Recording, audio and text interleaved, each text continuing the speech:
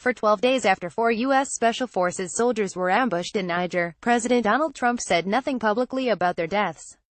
He didn't mention their bravery. He didn't acknowledge their sacrifice. He didn't allude to the deadliest combat episode of his presidency.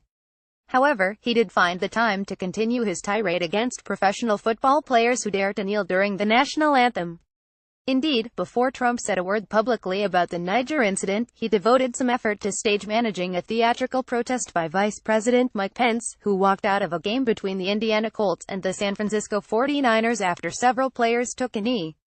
Those players, the president has proclaimed, are disrespecting the stars and stripes and the U.S. Armed Forces. After several months of Trump's presidency, that sorts of hypocrisy and mendacity are no surprise. The president has no use for or understanding of genuine patriotism. He uses emotionally charged and racially divisive issues such as the National Football League protests as a way to rally his base of conservative whites. The patriots among us are those who have resisted Trump's attempts to circumvent the U.S. Constitution, to censor free speech, to abuse the powers of his office and to divide the nation along racial and religious lines.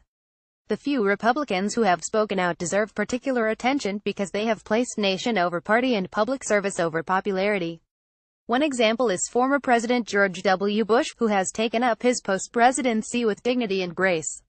In a speech this week, he delivered a stunning takedown of Trumpism, without ever mentioning the president by name. We've seen nationalism distorted into nativism, forgotten the dynamism that immigration has always brought to America, he said. People of every race, religion, and ethnicity can be fully and equally American. Bigotry or white supremacy in any form is blasphemy against the American creed. Then there is Sen. John McCain, Republican of Arizona. McCain has stood valiantly in the breach, refusing to kowtow to a petulant narcissist. Awarded the National Constitution Center's Liberty Medal recently, he, too, delivered a sharp rebuke of Trump's vision to refuse the obligations of international leadership and our duty to remain the last best hope of Earth for the sake of some half-baked, spurious nationalism cooked up by people who would rather find scapegoats than solve problems is as unpatriotic as an attachment to any other higher dogma of the past that Americans consign to the ash heap of history, McCain said. Advertisement. The president and McCain have been at odds since the campaign, when then-candidate Trump was infamously dismissive of the senator's war record. He's not a war hero.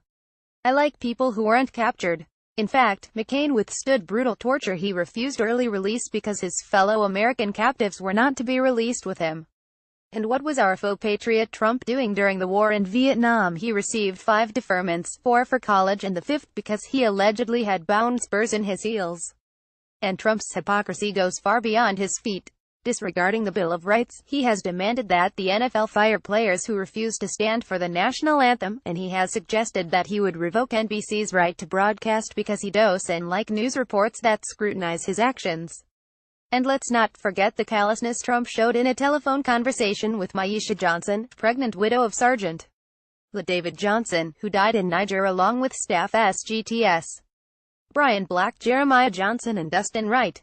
Trump has denied reports of his insensitivity, but the accounts provided by others sound true to form. He knew what he was getting into when he signed up, but I guess it hurts anyway, the president allegedly said. He has no respect for what they died to defend. Cynthia Tucker's syndicated column appears each Saturday.